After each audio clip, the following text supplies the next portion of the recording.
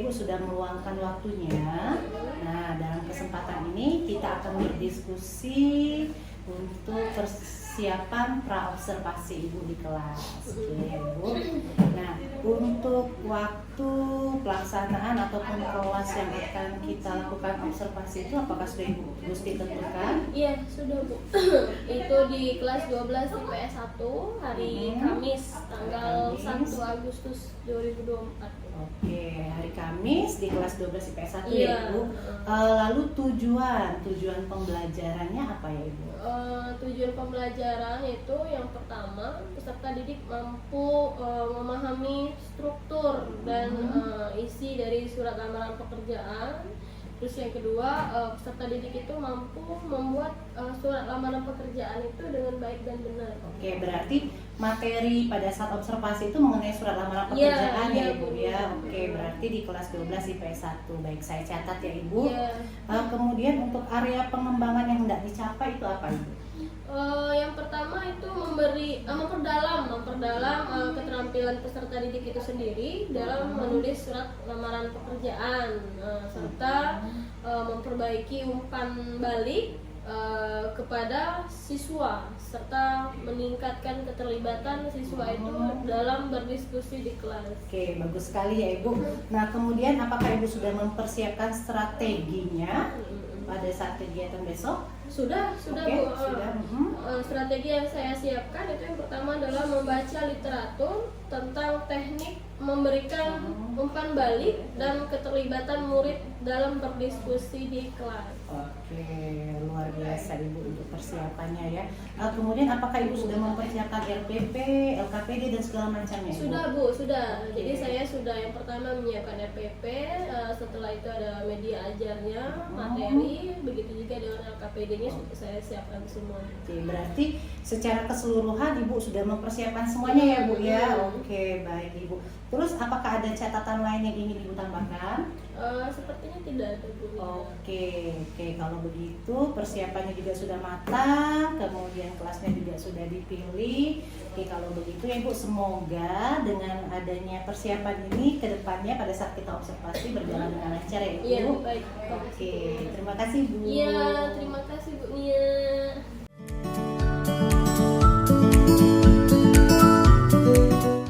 Assalamualaikum warahmatullahi wabarakatuh. Waalaikumsalam warahmatullahi wabarakatuh.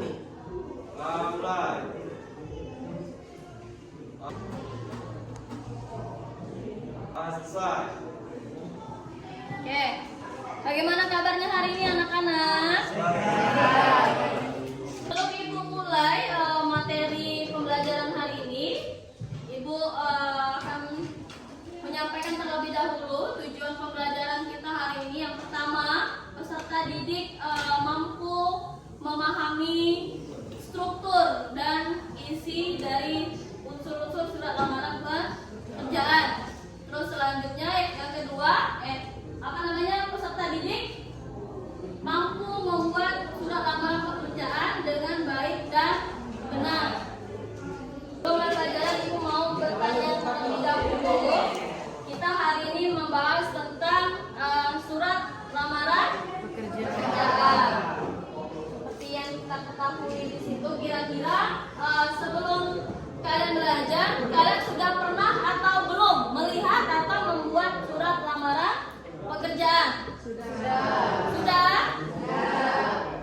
Kira-kira bentuk contoh atau secara umumnya seperti apa? Nah, ada yang bisa? Dina? Tentang apa itu, Nak? Surat lamaran pekerjaan untuk apa itu? Posisinya sebagai apa? Sebagai apa, Nak? Apa itu? Coba dibaca. Sebagai guru ya, lowongan pekerjaan guru di salah satu sekolah. Di mana sekolahnya itu? Di Bandung. Oh, di Bandung. Oke. Aku akan menjelaskan sepintas. Jadi kita mulai materi hari ini mengenai surat lamaran pekerjaan. Surat lamaran pekerjaan. Pengertian dari surat lamaran pekerjaan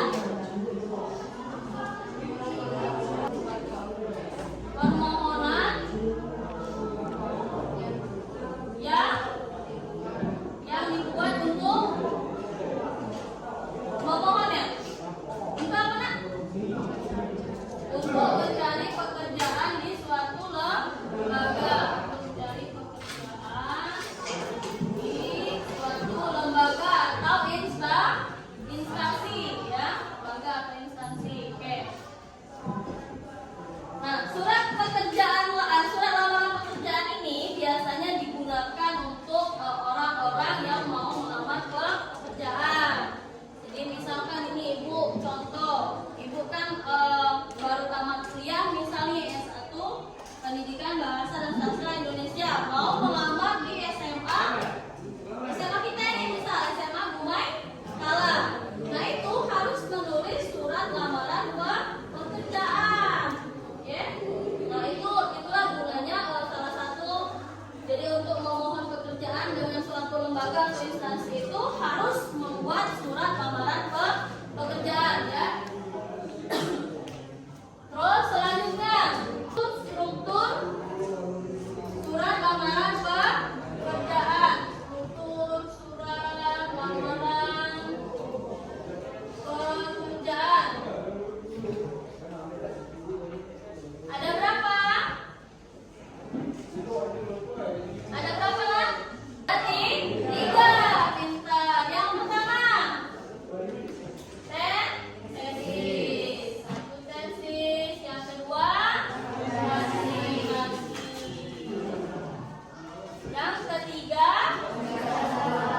penegasan ulang atau penutup. Nah,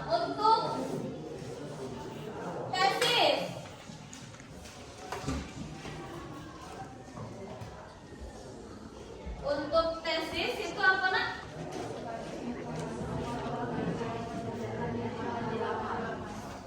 Terkait informasi yang dilamar. Informasi yang dilamar. Terus yang kedua data pribadi ya. Baru yang kedua yaitu apa? Argumentasi. Apa argumentasi lah?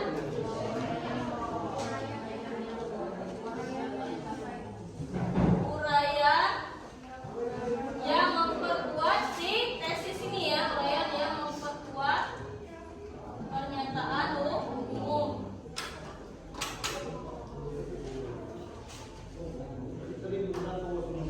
Terus selanjutnya penegasan ulang atau penutup. Yang argumentasi ini uraian itu maksudnya yang untuk sebagai bahan pertimbangan. Misal lampiran-lampirannya itu nak, pertama itu ada fotokopi apa misalnya seperti itu ya. Fotokopi jasa misal. Terus fotokopi KK misal, terus transkrip nilai dan lain. Nah ini. Jadi ketiga ini dokumen-dokumen ini disebut argumentasi untuk memperkuat ini tesis ini ya. Baru yang terakhir yaitu penegasan ulang atau penutup. Ini apa bagian mana ini nak? Bagian apa itu? Salam penutup. Nah, kalau contohnya di buku demikianlah surat lamaran pekerjaan yang saya buat dengan sebenar-benarnya. Misal itu contohnya. Sudah? Tidak ada yang ditanyakan lagi tentang materi kita hari ini? Tidak.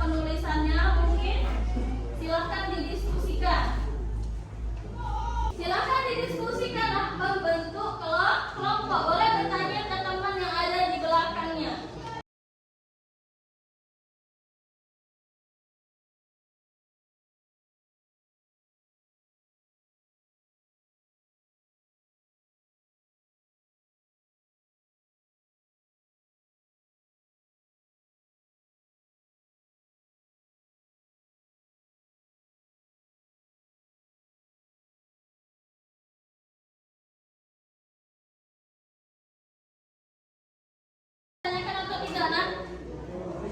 Ya, Cina. Apa saja isi unsur-unsur dalam surat lamaran pekerjaan? Isi-isi atau unsur-unsur isi ya, seharusnya itu unsur-unsur isi dari surat lamaran pekerjaan. Yang pertama itu ada apa nak? Tempat dan tanggal surat. Tempat dan tanggal surat itu ditulis di mana? Di pojok kanan atas. Terus selanjutnya apa lagi? Ada yang bisa bantu ibu tulis ke papan tulis? Nah, coba Elistasia tulis unsur apa namanya? Isi surat lamaran pekerjaan.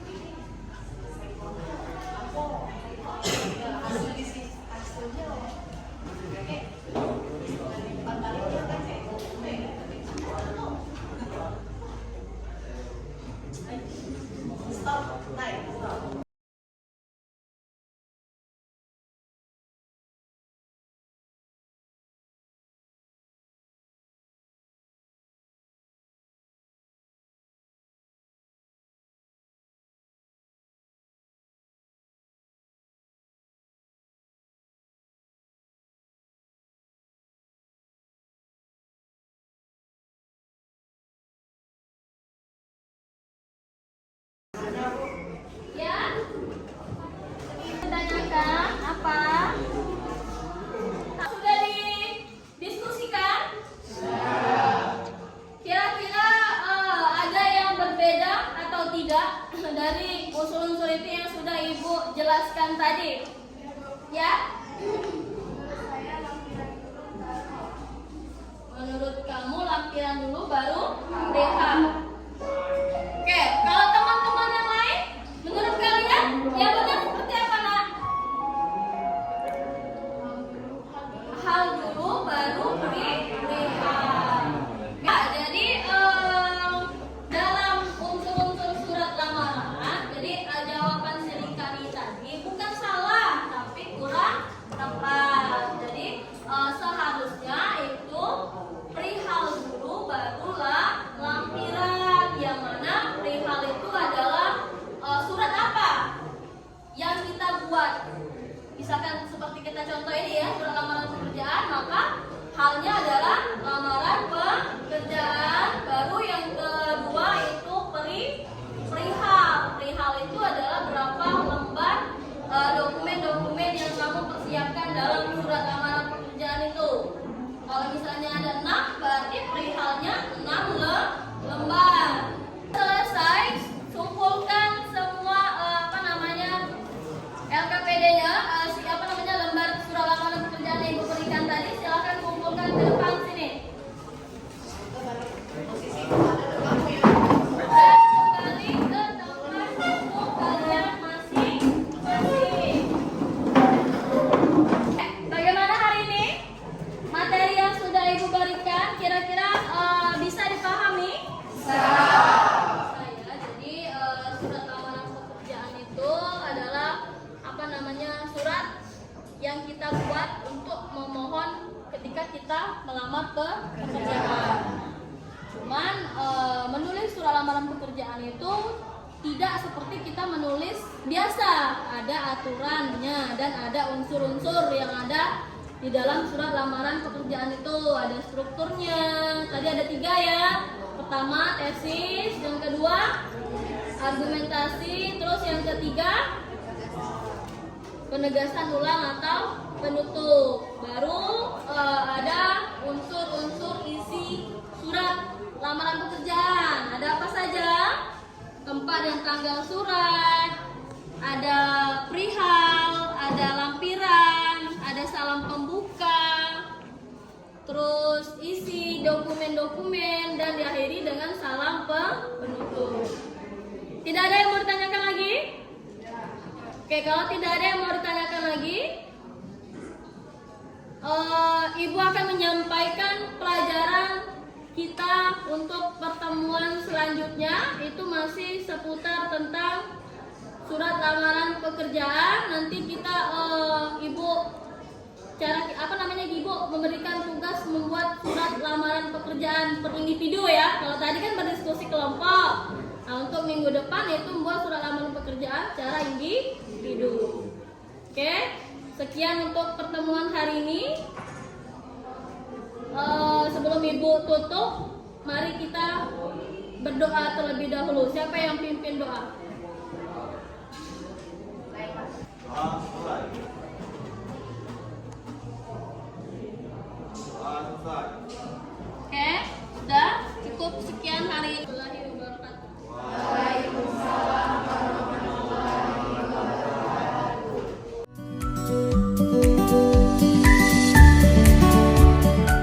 Assalamualaikum warahmatullahi wabarakatuh. Bu Nia, Ibu Gusti, kedatangan saya hari ini mendampingi Ibu Nia untuk melihat bagaimana pasca observasi di dalam kelas yang telah dilakukan Ibu Gusti ya. Oke, Ibu Nia, kami persilakan untuk melakukan coaching pasca observasinya. Silakan. Baik, terima kasih Bapak ya. Selamat siang Ibu Gusti. Iya, Ibunya. Apa kabar nih? Alhamdulillah sehat. Oke, baik. Kesempatan ini ya Bu ya, kita akan melakukan percakapan pasca observasi. Di mana percakapan ini kita akan mereview atau melihat bagaimana kegiatan observasi kelas yang sudah Ibu Gusti lakukan ya Bu. Oke, baik Ibu. Bagaimana nih perasaan Ibu Gusti setelah dengan jalannya kegiatan observasi kemarin di kelas? Pertama yang jelas gugup ya Pak. Ya gugup karena selama mengajar itu belum pernah dipantau. Dipantau langsung oleh, apalagi secara Bu Nia senior ya Pak ya. Jadi cuma alhamdulillah kegiatannya itu berjalan lancar Pak. Jadi anak-anak juga antusias.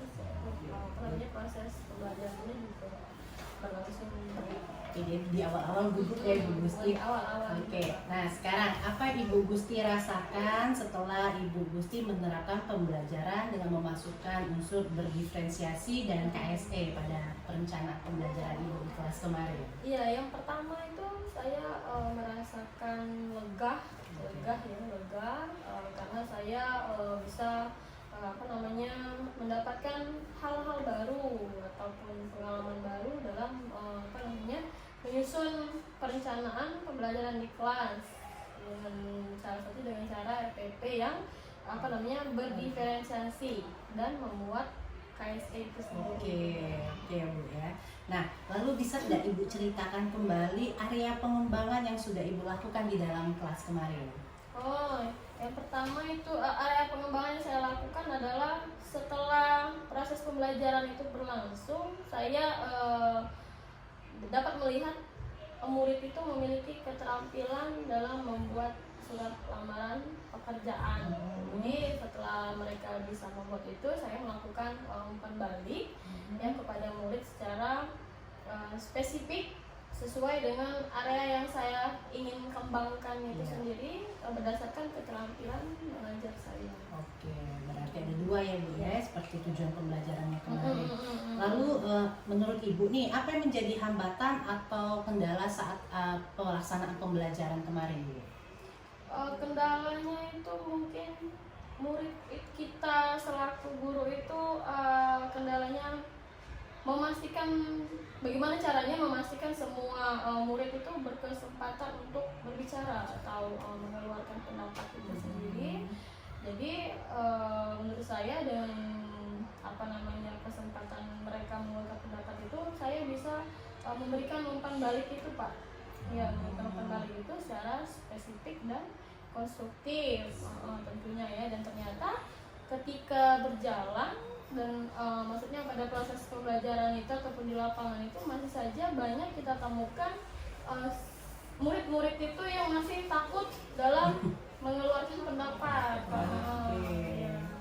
Lalu menurut Ibu Gusti nih, apakah Ibu Gusti sudah puas atau sudah berhasilkah pembelajaran Ibu yang lakukan kemarin? Menurut Ibu ya?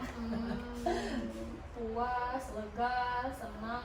Mungkin karena kita bisa melihat, mungkin Bunia juga bisa melihat sendiri ya bagaimana kemarin proses pembelajaran itu berjalan mengalir seperti itu, antusias. Jadi ada timbal balik antara guru dengan muridnya itu. Jadi sebagian besar juga mereka sudah banyak yang bertanya mengenai proses pembelajaran pada hari itu, Pak. Terus mereka juga berdiskusi bersama antara diskusi kelompok kecil. Kalau kemarin saya pakai kelompok kecil seperti itu, Pak. Cuman alhamdulillah tujuan pembelajarannya itu sudah bisa tercapai. Iya. Nah, lalu hal positif apa yang sudah Ibu Gusti lakukan selama proses pembelajaran? Saya memberikan beberapa pertanyaan terbuka kepada murid agar mereka lebih antusias dan berpendapat. Jadi dengan cara tersebut saya dapat melakukan umpan balik kepada murid secara spesifik sesuai dengan area yang saya kembangkan tadi, Bu. Oke, jadi melakukan pertanyaan terbuka ya untuk merangsang anak-anak untuk bertanya sehingga Ibu bisa memberikan umpan balik. Oke, bagus Ibu. Nah, apa yang akan Ibu Gusti tingkatkan untuk pembelajaran selanjutnya nih? Mungkin mengaktifkan keterlibatan belajar murid, mengaktifkan keterlibatan belajar murid dalam proses pembelajaran. Jadi dan mempersiapkan bahan ajar tadi ya, EPP atau bahan ajar yang lebih menarik sehingga murid itu lebih dapat terangsang atau tertarik dengan pembelajaran kita berdasarkan pola berdiferensiasi itu dan KSE itu. Jadi tetap menggunakan diferensiasi dan KSE. Oke, berarti rencana tindak lanjutnya ini kita akan membuat atau Ibu Gusti akan membuat kegiatan yang belum terlaksana dengan maksimal supaya kedepannya dapat terus menciptakan pembelajaran yang inovatif dan tentunya berpihak pada murid ya, Bu. Oke, baik Ibu Gusti. Oke, itu saja ya Bu ya percakapan pasca observasi kelas kita. Semoga kedepannya kita dapat menciptakan pembelajaran yang lebih baik khususnya untuk siswa kita ya Ibu ya. Oke, terima kasih Bu Gusti. Ibu, ya.